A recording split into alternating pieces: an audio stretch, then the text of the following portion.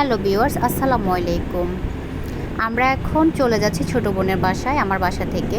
গতকাল বিকেলে গিয়েছিলাম ছোটো বোনের বাসায়। গিয়ে কি করেছি দেখুন, চাল ভেজে মিক্সারে আপনার একদমই মিক্স করে নিলাম, যেটাকে ছাতু বলা হয়। দুধ চায়ের সাথে খেতে দারুণ মজা। 2 দিন আগে আমি আমার বাসায় খেয়েছিলাম, ভিডিও দেখে ছোটো বোন খেতে চেয়েছিল।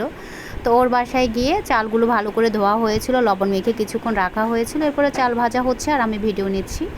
আর ওর কিচেন থেকে গ্লাসের বাইরে অনেক সুন্দর সুন্দর ভিউ দেখছি, আর আমি ক্যামেরায় সেগুলো বন্দি করছি আপনাদের সাথে শেয়ার করতে। ইভেন আমার নিজেরও ভালো লাগে শেয়ার করা ছাড়াও, আমার বাইরের কোনো ভিউ যদি ভালো লাগে সেটা আমি অবশ্যই ভিডিও ক্লিপ নিয়ে রাখি। পরবর্তীতে মন চাইলে আমি আপনাদের সাথে শেয়ার করি, আদারওয়াইজ আমার মোবাইলে বা আমার ডিভাইসগুলোতে থেকে যায়। এই যে চাল ভাজা হচ্ছে, এরপরে এগুলো ঠান্ডা করে আমি মিক্স করে নিব। তারপরে সবাই মিলে ব্যালকনিতে বসে বসে খাবো। এই যে ওর কিচেন থেকে ভিউটা দেখছি, আমার ভালোই লাগছে। বিকেলবেলা তো আসরের নামাজ পড়ে আমরা বের হয়েছিলাম, মাগরিবের নামাজের পরে আবার বাসায় চলে আসছি। এই অল্প সময়ের মধ্যে দুই বোনের অনেক খুনসুটি হয়, অনেক গল্প হয়, খুবই ভালো লাগা কাজ করে। এরপর আমি ওর আরেকটা রুমে চলে আসছি। আমি এখন চাল ভাজাটা ব্লেন্ড করবো। এমন সময় মেট্রো রেল যাচ্ছে, সাউন্ড শোনা যাচ্ছে, তখনই সাথে সাথে ছোট্ট একটা ভিডিও ক্লিপ নিয়ে রাখলাম। ছোট্ট ছোট ভিডিও ক্লিপগুলো একসাথে করলাম। এরপরে এখানে এসে দেখি ওরা দুই বোন খেলছে, তানামণি আর আমার মেয়ে আয়াত সাইকেল চালাচ্ছে। এরপর আমি মিক্সারে গুঁড়ো করে নেওয়া যে চাল ভাজাটা, সেটা নিয়ে একদম ব্যালকনিতে বসে যাব। চা সবাই মিলে খাবো। দুধ চায়ে ভিজিয়ে খেতে এত ভালো লাগে। আর ওর পাখিগুলোকে দেখছি। ছোটো বোনের ব্যালকনি থেকে বাইরে আরও অনেক ছাদে গাছ দেখা যায়। গাছ দেখলে আমি ছোট্ট ভিডিও তো ধারণ করবই। আর চাল ভাজাটা, যেটা ছাতু আমরা বলে থাকি অনেকে, এখানে গুড় নারিকেল অথবা নারিকেল চিনি দিয়ে মিশিয়ে খেতে অনেক ভালো লাগে, যেটা আমি খাই। চাল ভেজে একদম মিশিয়ে খাই, আবার কখনো এরকম গুঁড়ো করে খাই, যখন যেভাবে ভালো লাগে আর কি। মাঝে মাঝে তাও দেখা যায় অনেক দিন পর পর একবার খেতে বেশি ভালো লাগে, এটা আবার অল টাইম তো খেতে ভালো লাগবে না।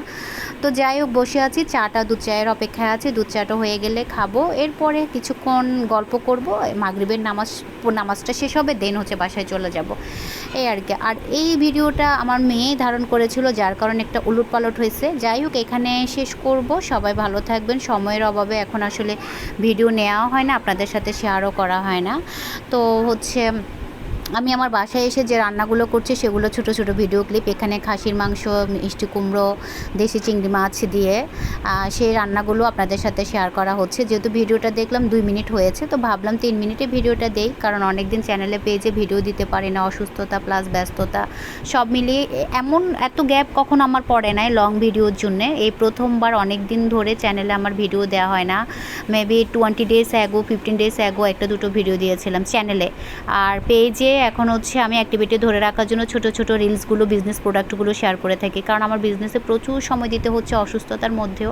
আপনারা জানেন আমি আমার বিজনেসকে অনেক ভালোবাসি, অনেক সম্মান করি। যারা আমার বিজনেস পেজে আছে ওয়েলকাম, যারা নেই ভিজিট করতে পারেন। অনলি আমার পেজের নামগুলোই শো করবে, রফি স্পেস দিয়ে, এরপরে নূর ক্যাটারিং লিখলে আমার পেজ আসবে, ইম্পোর্টেড ফুড এবং হোমমেড ফুডের। এরপরে দেশি বিদেশি A to Z সকল প্রোডাক্ট পাবেন আমার রফি স্পেস দিয়ে, নূর অনলাইন ভ্যারাইটি স্টোর। আমি প্রয়োজনে কমেন্ট বক্সে আমি মেনশন করে দেবো আমার পেজগুলো, এগুলোতে চাইলে আপনারা ভিজিট করতে পারেন। বলা তো যায় না কখন কার কী লাগে বা প্রয়োজন হয়। আমি পুরো বাংলাদেশে হোম ডেলিভারি দিচ্ছি, ইভেন রিমোট এরিয়াগুলোতেও হোম ডেলিভারি দিচ্ছি। এছাড়া আমার কাছে 100% অথেন্টিক ইম্পোর্টেড ফুড আইটেমগুলো পাবেন, অথেন্টিক আরওয়ারে প্রোডাক্ট পাবেন যেগুলো দুবাই থেকে ইম্পোর্ট করা হয়। আর এছাড়া বাংলাদেশে যে আইটেমগুলো পাবেন সেগুলো সবচেয়ে বেস্টগুলো পাবেন। আশা করছি যারা একবার প্রোডাক্ট আমার পেজে থেকে শপিং করেছেন জানেন।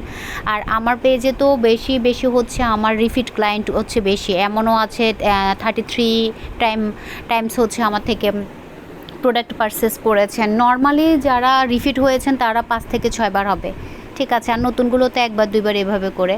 তো কথা এবং কাজে মিল রেখে যদি আমি অনেস্টি বজায় রেখে যদি আপনাদেরকে প্রোডাক্ট দিয়ে রাখি, সেক্ষেত্রে রিপিট ক্লায়েন্ট কেন আসবে না, রিপিট অর্ডার কেন বা আসবে না। তো যাই হোক, ভিডিওটা আরও বেশি লং হয়ে যাচ্ছে, আর আমারও সময় হাতে কম, খুব তাড়াহুড়ো করে কথা বলছি, কেউ কিছু মনে করবেন না। আজকে এখানে শেষ করলাম। আল্লাহ হাফেজ, আসসালামু আলাইকুম।